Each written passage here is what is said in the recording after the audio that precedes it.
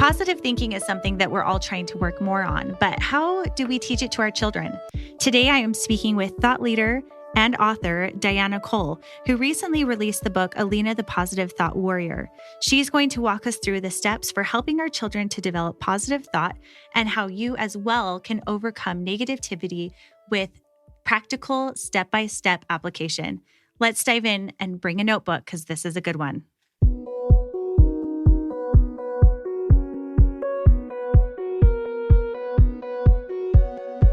So you want to make an impact. You're thinking about starting a business, sharing your voice. How do women do it that handle motherhood, family, and still chase after those dreams?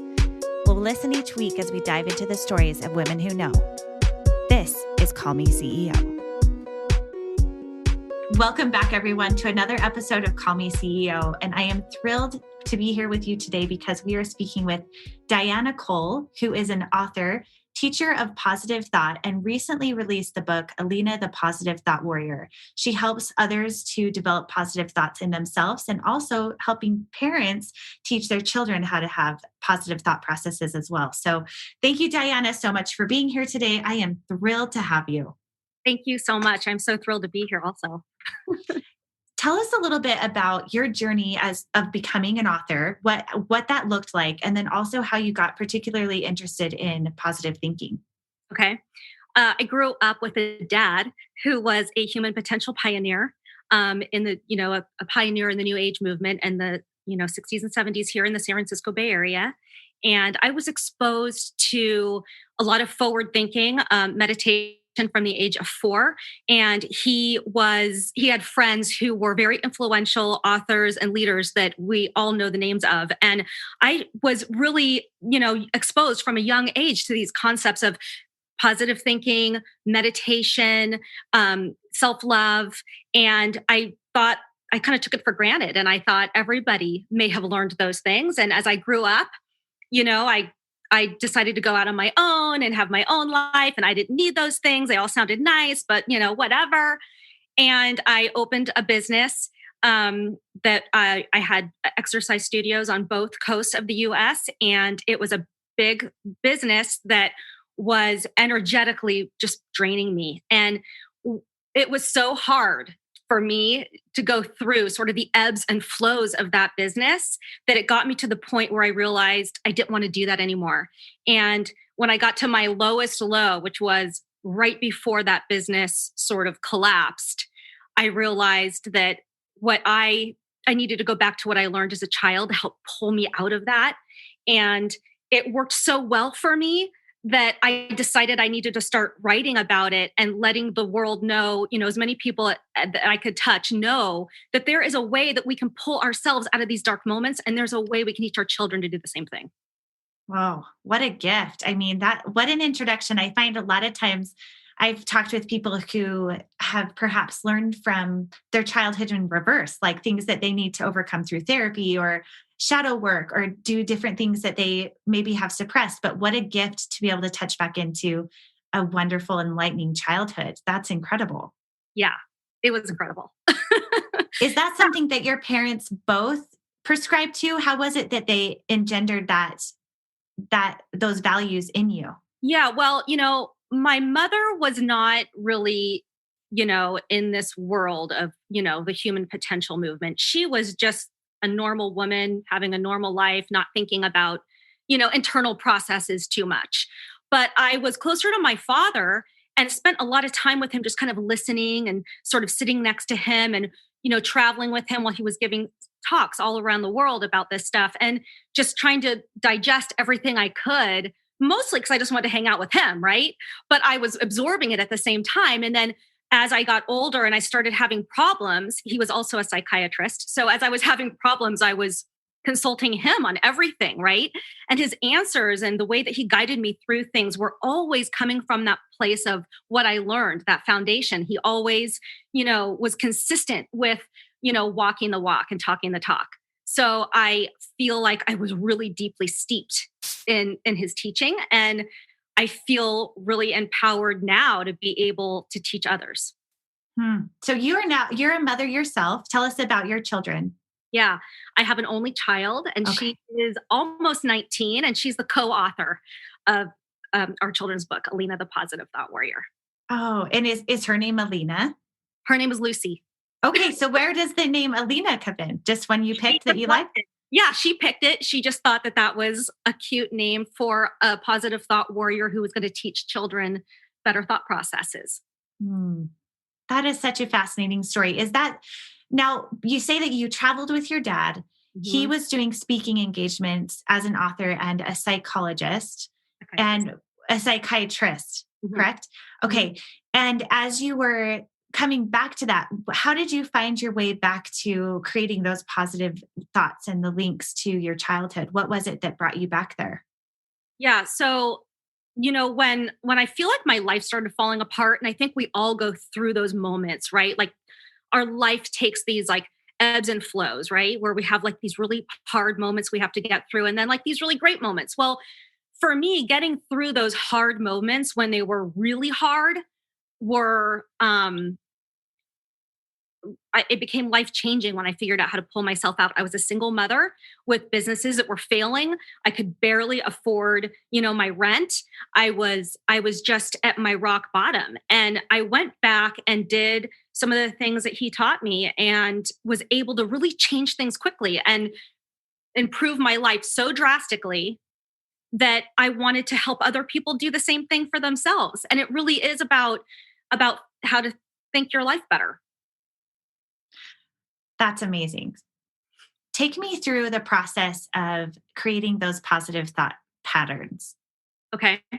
So I always say that, teaching positive thought is it's hard because what happens is we've all heard positive thinking, think positive, and we've all tried that and it hasn't worked, right? You read a couple affirmations on your phone or, you think, "Oh, I'll think some good thoughts for a few minutes." And it doesn't work because it can't sustain you.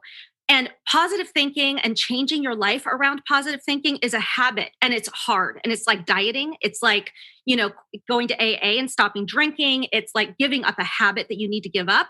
It's a habit that needs to be developed and that needs to be practiced on a daily basis. And you can't let it go or you're going to feel like it's not working. So you need to start first thing in the morning. And right when you wake up, I always say that is a very important time because a lot of us will wake up with an alarm, right? And the alarm goes off and you're like, I can't believe I got to get up, right? And you're trying to figure out like, what are you going to do first? And I got to do this, this, this. Your checklist starts kind of being created in your head, right? But when you wake up in the morning, if you can take 5 minutes, and I know that sounds like a long time, but set your alarm 5 minutes early and just take 5 minutes to sit and absorb and be grateful that you're alive and that you're here and that you have another day to have a new adventure and that you're grateful for your children who you're going to be seeing in a few minutes and you're grateful for the sunlight coming through your window and just start thinking about the things that you're so excited about in your day without going right to those things that you wish you didn't have to do or the to-do list or the worry list. So that's the Mm. first thing. I love that so much because I think that if there's one thing the pandemic has taught me is that taking time to slow down matters and that really taking a beat of where we are emotionally just Mhm. changes everything. So to take those 5 minutes, I don't think that really sounds like a long time. I think that for me, when I've taken time in the morning to really connect to who I am and what it is that I want from the day and a moment for gratitude, it really changes things. It does. And, I think that most of us are popping out of bed after maybe snoozing, a bunch of times. And, we don't really want to wake up early and Mm. start our day of tasks, right? Especially if you have, multiple children who are young and you have to get them off to school and you have to get them fed and you have to get them dressed. And it's like, you're sort of starting your day in chaos if you just jump out of bed and you're like ready to go with your task list and your worry list. And the thing is, I always will say that I feel like the worry list sort of goes in tandem with the task list Mm. because it means there's a lot you have to do and you might not be able to do it all, right? So just sort of shifting your thoughts first thing in the morning is a really good practice. And that's Oh, only one. okay, I love that. So number one, shifting your thoughts first thing in the morning. What's your next tip? So when this is around the idea of teaching your children positive thinking, it's so easy to take those moments that I think we sort of take for granted and turn them into teaching moments, right? So one of them would be like the bath time, right? So you get your kid or kids in the bathtub, and I think a lot of us are kind of like we get a second, right? This is a really good time to start talking to children about sort of what I just said you do in the morning for yourself. You talk to them about what did you enjoy today? What made you happy today? What did you really like? Did someone say something to you that made you happy? And starting to talk to them about what they enjoyed about their day while they're in the bath. And what this also does is it sort of establishes a practice for them early on of finding stillness and finding like warmth. And this could later turn into a meditation process, right? But it starts with really just feeling calm and safe and talking about the things that you enjoy and the things that you like about your day. I like that. Yeah. Associating that warmth and comfort with a purpose. I find that for me, I'm in the car a lot with 4 kids, and we'll talk a lot with this works best if it's just a kid one-on-one, but I'll turn off the radio, and it works best with your older kids that sometimes might want to flee, like teenagers, and just talk to them and say, so what happened today? And what are you thinking about that? And we also have a practice that we do a high-low, did you know, at dinner time, where we talk about each person takes a turn saying something they loved, something they didn't, and then did you know, like something curious that happened. So it gets them talking. But I'll have to try that with the bath. I really like that idea. That's nice. And I do have one around dinner time also. Okay, let's hear it. Yeah. So, a lot of us grow up praying at mealtime, right? Mm-hmm.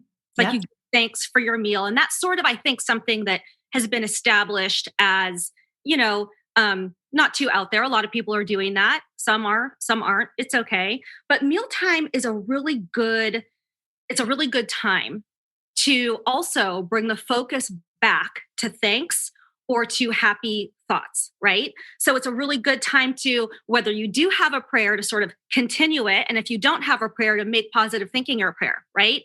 So one of the things I teach is that self-talk is your prayer. So this is a really good time to say things like, to your daughter, to say, you look so beautiful today. Did you have a good day? Start talking to her in the way that you want her to talk to herself. Because a lot of the times children will talk to themselves the way you talk to them. And I don't think that a lot of us really realize that, right? Because we're busy and we're trying to get a lot done and there's a lot to do. And when we are talking to our kids, a lot of the times we're rushed, right? Mm-hmm. And a lot of the times I think we're not really talking to our children in that sort of extreme way, like, you're so beautiful, right? You want your daughter to look in the mirror and say, I'm beautiful. You want that. Like, that is what we need as people. We need to feel good about ourselves. So starting their self-talk processes by talking to them the way you want them to talk to themselves at the dinner table is a really good time. It's a time when they're distracted, but also with you. So they're not really so focused on why'd you say that? They're kind of eating and like, okay, nodding and listening. And so it's a good time for them to be able to digest the positive thinking while they're digesting what they're eating. Oh, I love that. I love that you talk specifically about the way that I have heard that the way that you speak to your children is the way that our children think about themselves or that voice they hear in their head. And wow, that's a lot of pressure, which like you say, a lot of times we are rushed and a lot of times we are thinking about the to-dos and the time constraints. And that's a really good reminder. Have you been thinking about trying to discover your why and maybe defining your purpose a little more clearly? Well, I created a free 5-day email sequence that helps you do just that. It helps you dive into who you are, what your special talents are, and even pushes you a little bit out of your comfort zone with asking questions of people that are close to you. So go to callmeceopodcast.com to access that. And I have a little sneak peek of something up and coming about how to become a virtual assistant. So if that is something that you would think you might want to do in the future, stay tuned, get subscribed to the newsletter so you can hear about all the details, because we will have special discounts for those who are subscribed to our email list. You can go there and find more information at callmeceopodcast.com or camillewalker.co. Do you have any advice for the parents listening of how to keep that front of mind without, to try not to be so rushed, or to remember that's the connection that's happening? Yeah, well, I think for parents, it's really, really important to be able to take time, even if it's 5 minutes every now and then, just to get still and quiet and just like, right? Just like breathe, because we have a lot to do. All of us are running around. We all have huge to-do lists. And I suspect most of us can't do everything on our to-do lists, right? So instead of always being sort of behind the list, just decide like it doesn't matter for 5 minutes, 2 or 3 times a day. And if you have to set your phone to know, okay, I'm going to go into my 5 to 10 minute quiet moment, it's important just to have those moments, because when you can tap into stillness, clear thought, clear the chatter, right? And just get into stillness, you sort of naturally align with kindness. And kindness is that thing that when it bubbles through you, you can share it so much easier. And you become, I think, a better parent because you're not as stressed out or as frazzled trying to get everything done. I believe that. I noticed that I've been adopting a meditation more into my daily ritual. I do it for myself and also with my son. And I think that you're right, because when we're present, we are more filled with gratitude for the moment. And it puts us out of a state of mind of what's happening next to what am I grateful for now? And it just totally reframes everything. Well, and it's really great as your kids get older. I mean, you can't do this with a 1 or 2 or 3-year-old, but as they get older, it's really nice to, when you take those moments, those 5 or 10 minutes, to invite your children with you and just be like, do you want to be with me for my quiet moment? Like, it's special, right? And they're like, yeah, okay, so here are the rules. You have to sit down, you can do crisscross applesauce, or you can do whatever your little position is, right? You can sit here with me and we're just going to be quiet, no thinking and no talking. And when my alarm goes off on my phone, then we can talk about what we saw with our eyes closed. You ask them to close their eyes and just watch what happens while your eyes are closed. Like, see the movie behind your eyelids. And then when the alarm goes off, let's talk about it. And let's talk about like how we felt and what we saw, right? And it's incredible because kids are already tapped into that. So we call it imagination that they're tapped into, right? But it's really that like internal knowing that we lose, right? That they are already there with. So it's really nice to invite them to those moments. And then they start that practice themselves. That's fascinating that you said that they're already there in that zone. And I think that's true. The meditations I've been doing with my son, well, 2 of my sons, have been they've been ones that I've just found on YouTube that are like 3, 5, or 10-minute meditation. And it's like, there's a butterfly that's flying around and it lands on your forehead, and then it lands here, and then it lands there. So are you suggesting that you just go cold turkey and you just say, lay here for 10, or do you feel like it's a good place to start with something more guided? Well, if you need a guided meditation, then for sure use it. Like, I know a lot of people need guided meditations, but a true meditation practice is about complete stillness and quiet. It's about not thinking. It's about not listening, not thinking to anything on the external. It's about going inward and being completely quiet, right? And you can't let your kids lay down because they can fall asleep, and you don't want them to think about it as nap time, right? You have to have everybody sitting up. And you can do it outside. You can do it, inside in like a little special room, or it could be your walk-in closet, or, wherever it feels kind of special. Like, do you want quiet time? We're going to do stillness. Do you want to do stillness with me? And then they get excited about it, and they want to do stillness with mommy. They don't want to be, doing something else. And you just ask them to sit down and just clear their thought. No thinking. Watch the light show when your eyes are closed, and tell them that you want to hear about it when the alarm goes off. You want to hear what they saw when their eyes were closed. Wow. And it becomes more of an adventure. I love that. I actually just listened to a book about meditation help. It's free on Audible. I don't know, it's called like Your Guide to Meditation. And his advice is just to focus on breathing. that if your mind starts to wander, just go back to your breath. Do you think that that is a good advice, or that you should, or that it is okay to watch the light show, so to speak? Yeah. Well, I think it depends on your children, right? So I have a daughter who's very sort of a type A for some reason. And if I tell her to concentrate on her breathing, she starts feeling like she can't breathe. You know what I'm saying? Yeah. So some of our kids are stressed out. All of that. Yeah. Most. There's a lot going on. Yeah. Sometimes for me, if I put focus on something like that for my daughter, it would kind of freak her out. Like, I can't think about this anymore, and she would get frazzled by that. So for me, it didn't work for her to concentrate on her breathing. So I had to ask her to, because she's more creative, watch what was happening in those moments when her eyes were closed, because we all have sort of this little show that goes on when our eyes are closed that we can concentrate on. That's good advice. I do think you're right that everyone's minds operate a little bit differently. And one thing that I really liked that I've heard in the past about creating positive thought is that we have to think about our thought patterns and how it's like having a pile of sand, and our thought is the water that comes down, and channels are produced where the water falls.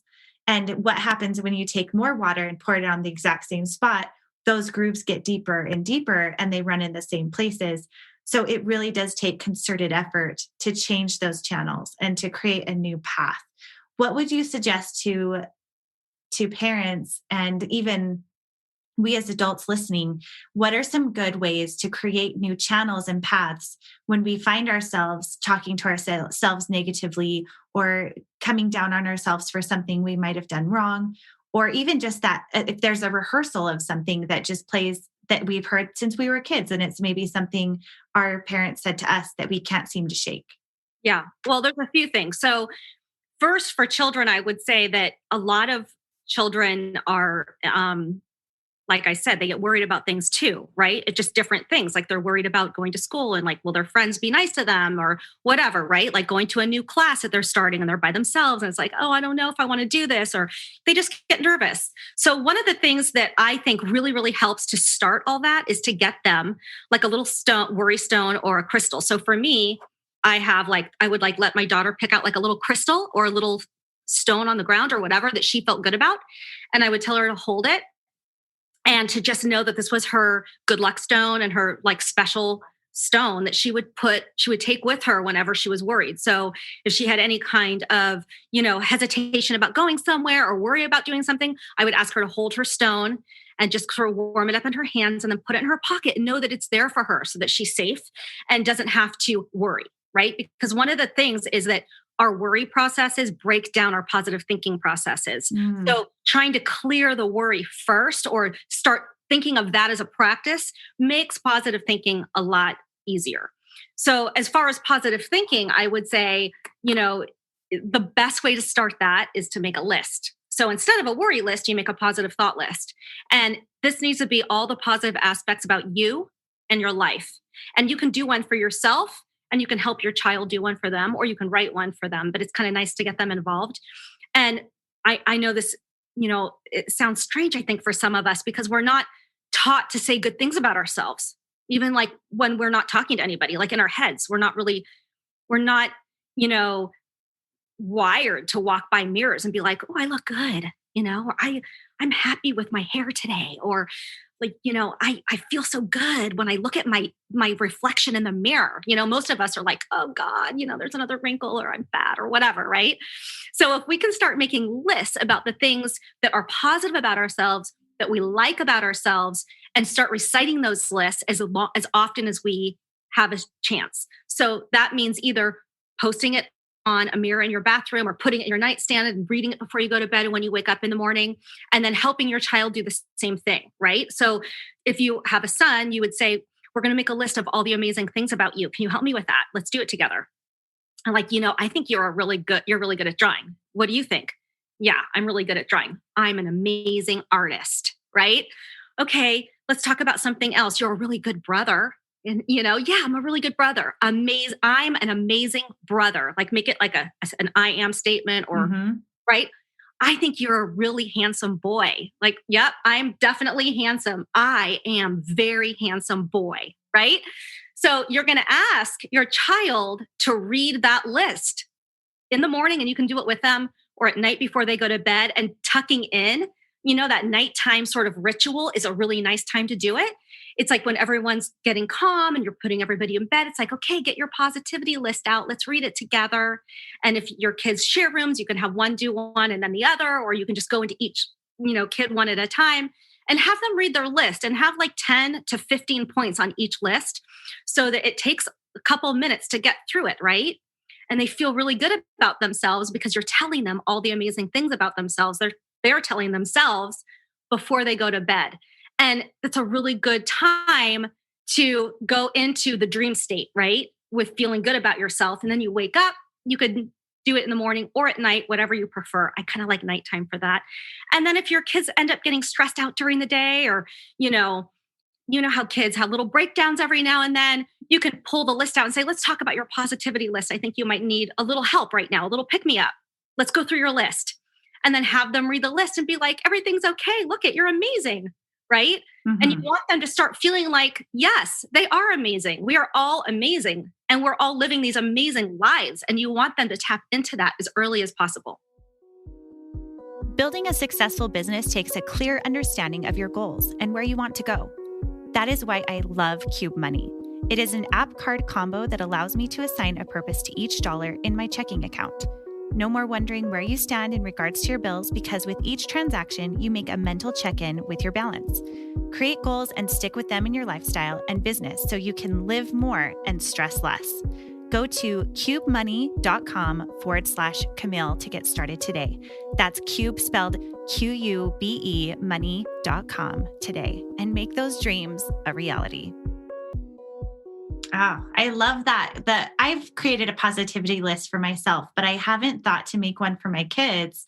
And I haven't thought about doing it at night, because I feel like a lot of times that's when the fears come out, like, oh no, I'm afraid I'm going to have a nightmare, I've created different ways for them to try to think positively before they go to bed, but I haven't thought to do it that way. I think that's a really, really good idea. Well, and you can write a list around nightmares too, right? So if your kids have any sort of little like phobias or fears like that, you can write lists around that, right? You can write a list that says, I do not have nightmares at night, right? I only dream about things that make me happy at night. And just start having them like read that list, because, putting that thought out there is really what creates our existence. And we are in control of this experience that we have in this body that we are in, right? So you can get them starting to think about the fact that you don't have to have nightmares. You can welcome them, or you can say goodbye to them. Let's just say goodbye to nightmares and let's start welcoming, what do you want to dream about?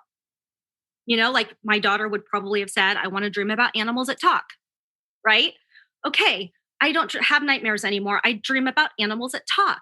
It makes me happy, right? I have happy dreams that make me feel good. So in the morning, I'm excited. And you can write all that down, and you can have them read it with you, almost like reading a book. I like that idea. I have had conversations with my kids about what would you want to dream about and what would that look like, and be thinking about that as you go to bed. But we haven't written it down. I think that would really connect the dots in their brain even deeper, to be thinking about it, write it down, and then read it. That sounds like the perfect combination to create that. Yeah. Because kids are open, they want to learn. They're like little sponges, just learning everything around them. So the more tools we give them, the easier it is for them as they get older, and they'll remember these things and they'll use them when they're older. They'll use them when they're at college, and they'll have little lists that they pull out of their nightstands and read to themselves to feel better. Because that's the thing, we're living in these lives that are hard, and we all want to feel better. That's really the goal, right? Happiness is feeling good. So we have to come up with these tricks and these habits that help us feel better, because we are really the only ones who can help us do that. Yeah, it's true. Our thoughts really paint our existence. There's just no other way around it. That really is what it is.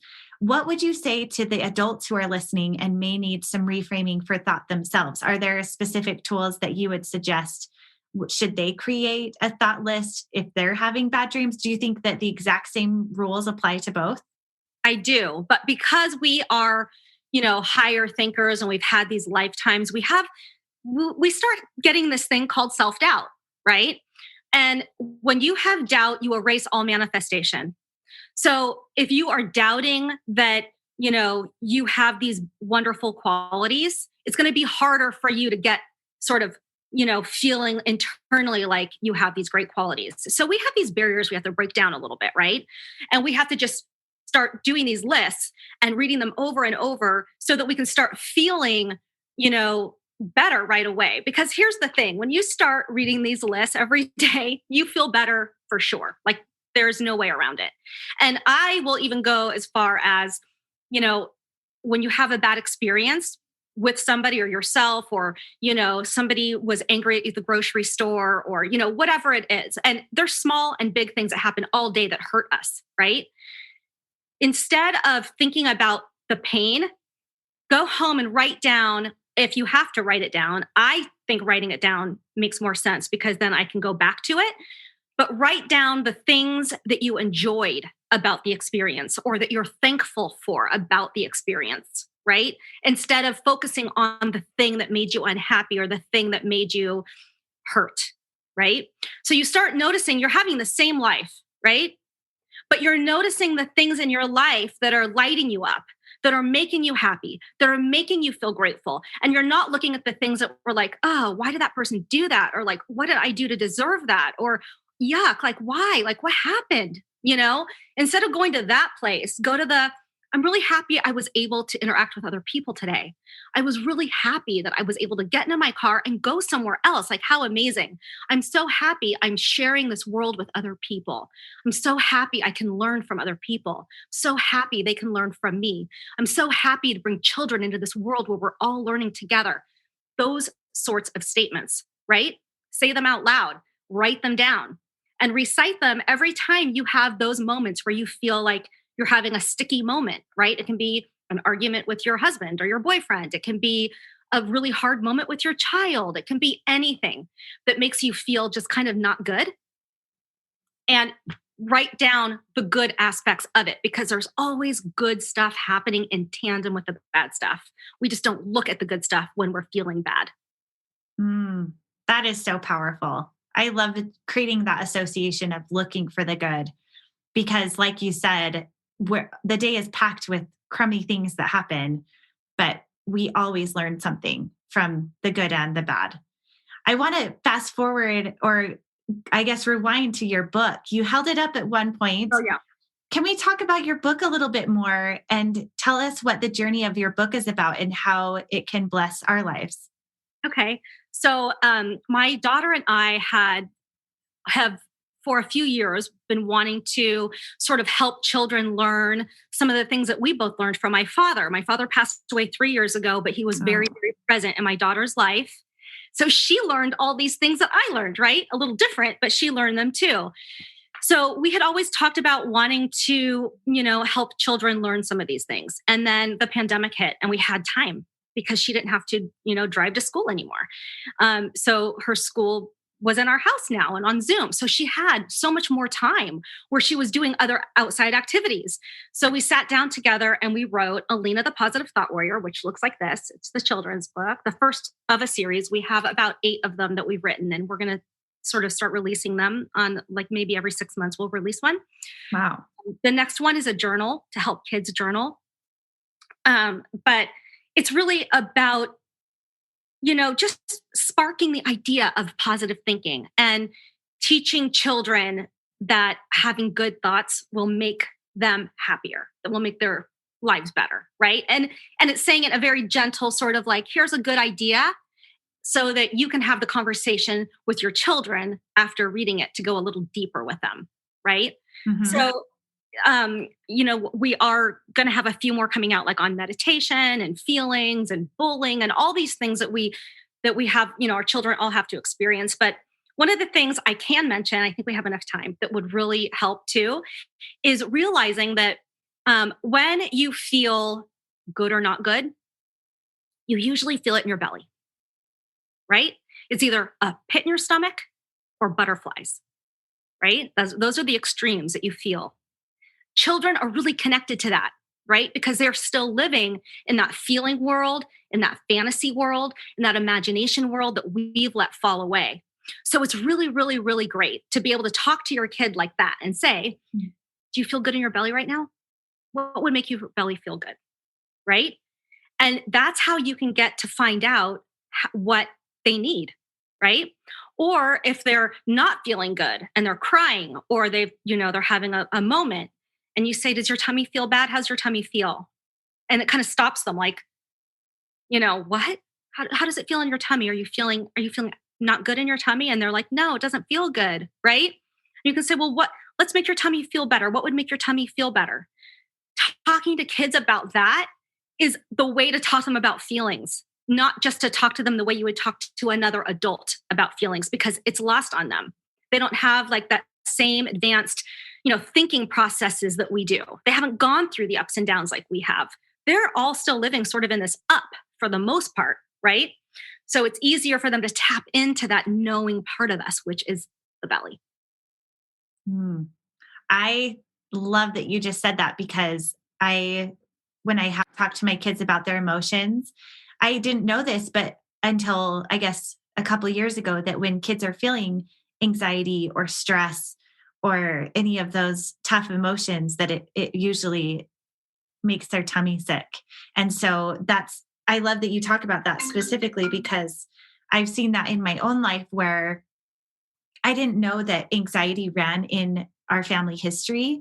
And it was actually through a brother-in-law that my father-in-law said something like, yeah, remember you used to call me every day saying that you had a sick tummy and you needed to come home. But that was actually him saying he was having anxiety. He didn't know how to say it. And that was really telling to me of how I needed to start talking to my kids, is understanding that it's the emotion that they're feeling in their tummy. And they can understand emotion that way, is through their tummy. I had never thought of that. It is so clear to them that way. Yeah. I was taught at a young age that the soul lives in the belly. A lot of us talk about it being in the heart, right? But it's really in the belly. That's our feeling center. Our feeling center is our belly. And, we might not see it the same as adults, but it's true for us too, right? That we have problems with digestion sometimes. We have problems with, having families sometimes, right? Like we have all kinds of problems in the belly when we're not feeling good, or when we're having like a bad series of events in our lives that feel like we can't overcome them. We feel sick too. We just internalize it differently. And sometimes we internalize it as something that becomes like a problem, right? And when we're happy, when you're newly in love, you have butterflies, right? Like, what that feels like. Like it can be as simple as like, buying a new pair of shoes will give you butterflies sometimes, right? Like, that feeling of like kind of excitement, that flutter, right? And we have those in more extreme ways when we get older, because we sort of start dulling that a little bit. But kids have that like on all the time. They really understand that. So I love that. Well, I can't wait for your other books to come out. This sounds so exciting. I'm so glad that you and your daughter are doing it together. And just like we talked about in the beginning, the pandemic has been horrible, but it's also given us so many gifts. And I'm so grateful that this is a gift that you're bringing to the world through that time of the pandemic, and that we're able to benefit from that. So thank you so much. Thank you. It's been really fun. Let our audience know where they can find you to learn more about you and all of your projects that you have coming up. Okay. So my website is dianacole.com, and everything's there. And then on social media, I am at the Diana Cole. Perfect. Well, Diana, thank you again so much. This has been so enlightening. And I know that I'm going to be adopting some of these behaviors that we talked about today. Thank you. It was so fun talking to you. Hey guys, thank you so much for listening to today's episodes. Every comment, DM, and review means so much to me. Today's review comes from Emily Hendy. This podcast kept me engaged and entertained. Also, I felt like I was sitting with my best friend catching up. I love the content. I love the direction of the conversation. I usually get deterred by longer than 30-minute podcasts because I get bored and distracted. But when this episode was over, I wanted more. I will definitely be coming back. Well, thank you, Emily. I cannot tell you how much it means to me to have that support. I truly love each and every one of these women that I get to meet, and bringing a group of women together is a passion of mine that I will be doing forever and ever. If you want to join the community, please come and join me at Call Me CEO Podcast on Instagram or Call Me CEO Community on Facebook. You can also find me at Camille Walker Co on Instagram as well. Thank you for tuning in, and we'll see you next week.